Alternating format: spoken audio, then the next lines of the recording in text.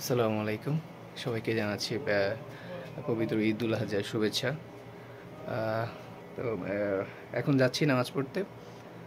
প্রবাসীদের ঈদ কেমন কাটে সেটা আপনাদের সাথে শেয়ার করব। পাশে থাকবে।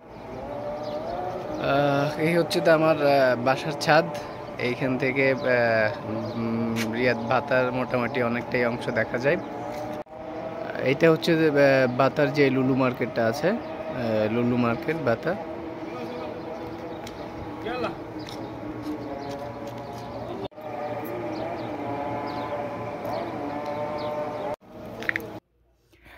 আমরা আজকে নামাজ পড়তে যাব রিয়াদের সবচেয়ে বড় মসজিদ, যেটা রিয়াদ সিটির মধ্যে সবচেয়ে বড় মসজিদ, যেটা হচ্ছে আপনার ধীরা মসজিদ।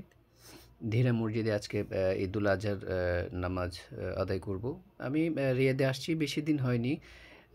তার আগেও আমি রিয়াদে ছিলাম, কিন্তু কখনো আমার এই মসজিদটাতে যাওয়া হয়নি। শুধু নাম শুনছি যে ধীরা মসজিদটা অনেক অনেক বড় একটা মসজিদ।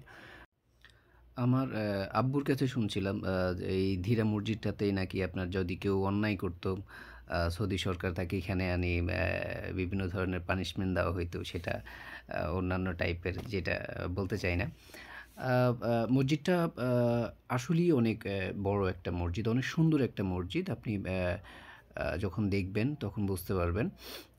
অনেক মানুষ এখানে নামাজ পড়তে আসছে, বিভিন্ন জায়গা থেকে এখানে নামাজ পড়তে আসছে। আপনার বাঙালি, নেপালি, ইন্ডিয়ান যারা আছে, সৌদিয়ান যারা আছে, অনেক অনেক কান্ট্রির মানুষ মনে হয় যে এখানেই ওরা নামাজ পড়তে আসে, কারণ মসজিদটা খুবই সুন্দর, খুবই সুন্দর। অনেক জায়গা থেকে এখানে মানুষ আসে। আমি তো খালি শুধু নামই শুনছিলাম, কখনো যাওয়া হয়নি। আজকে আমি প্রথম মসজিদটাতে যাই। মসজিদটা আসলেই অনেক সুন্দর। তো আমরা হচ্ছে গিয়ে খুব ভোরেই বাসা থেকে ফজর নামাজটা পড়ে আমরা ধীরা মসজিদে যাই। দেখুন এখানে অনেক মানুষ এখানে অনেক আগ থেকে এসে বসে আছে, কারণ আপনার সবাই একসাথে হওয়ার কারণে অনেক সময় জায়গা সংকট হয়। আপনি যখন নামাজ শেষ করে যখন বের হয়েছি, তখন দেখছি একদম রাস্তাগুলা ব্লক হয়ে আছে মানুষ রাস্তাতে নামাজ পড়ছে। এখানটায় দেখুন একটা অনেক সুন্দর একটা ঝর্ণা দেওয়া আছে। একটা না, মূলত এখানে ২টা ৩টা ঝর্ণা দেওয়া আছে। ঝর্ণাগুলো খুবই সুন্দর।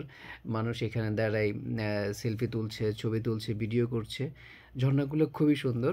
কিন্তু এখানে থাকতে পারিনি বেশিক্ষণ, কারণ হচ্ছে গিয়ে জায়গা পাবো না, সেজন্য আগে জায়গা নিতে হবে, সেজন্য ঝর্ণাগুলোর পাশে থাকতে পারিনি। ঝর্ণাগুলো খুবই সুন্দর। এখানে একটা মেইন গেট ছিল মসজিদে ঢোকার জন্য। এখানে পুলিশের চেকিং ছিল, যার কারণে গেটে ভিডিও করতে পারিনি। এই হচ্ছে যে মসজিদের ভিতরের যে দৃশ্যটা আসলেই অসম্ভব সুন্দর। একদম সামনে যে দেখা যাচ্ছে কিছু মানুষ দাঁড়ায় আছে, ওরা হচ্ছে যে সৌদির সম্ভ্রান্ত ফ্যামিলির মেম্বার যারা, ওরা একদম ট্রেডিশনালি আসছে ওরা। হাতে আপনার তলোয়ার, তারপরে ওদের সৌদির যে ট্রেডিশন আর কি, এই ট্রেডিশনে ওরা এখানে আসছে। তো মসজিদটা আমার কাছে খুবই ভালো লাগছে, অনেক সুন্দর লাগছে মসজিদটা। তো আমাদের নামাজ শেষ করে প্রায় বের হয়ে গেছি। বের হয়ে বাসার দিকে যাচ্ছিলাম। সবাই দাঁড়ায় আছে, একজনের সাথে একজন ছবি তুলছে। হ্যাঁ, এখানে রাস্তা একদম ব্লক হয়েছিল যখন। এই যে বাড়িটা দেখতে পাচ্তেছেন, সেটা হচ্ছে গিয়ে প্রায় ১০০ থেকে ১৫০ বছর আগের পুরনো একটি বাড়ি, যা প্রায় একদম ধ্বংস হয়ে আছে। তারপর যেটুকু অংশ ভালো আছে সেখানে মানুষ এখনো থাকতেছে। শেষ, আমাদের ঈদ শেষ। নামাজ পড়ছি, ঈদ শেষ। বাকি কথা ঘুম থেকে উঠে হবে। তো শেষ হয়ে গেছে প্রবাসীদের ঈদ। অ্যাকচুয়ালি প্রবাসীদের জন্য ঈদ বলতে তেমন কিছু একটা নাই। প্রবাসীদের কাছে ঈদের দিনটা অন্যান্য দিনের চেয়েও খারাপই যায়। ফ্যামিলিকে ছাড়া ঈদ, যখন ফ্যামিলির সাথে কথা বলে, তখন সে বুঝতে পারে না যে তার কাছে এই দিনটা কতটা কষ্টের। সো আমার কাছে মনে হয় প্রবাসীদের কাছে ঈদের দিনটা অন্যান্য দিনের চেয়ে খারাপই যায়। তো প্রবাসীদের ঈদ কাটুক যেমন তেমন, আপনাদের ঈদটা হোক আনন্দময়। সবাইকে ঈদের শুভেচ্ছা। সবাই ভালো থাকবেন। আর লাইক সাবস্ক্রাইবের কথা বলছিলাম, ওটা থাকবে, এটা পরে বলবো। ভালো থাকবেন সবাই। আসসালামু আলাইকুম।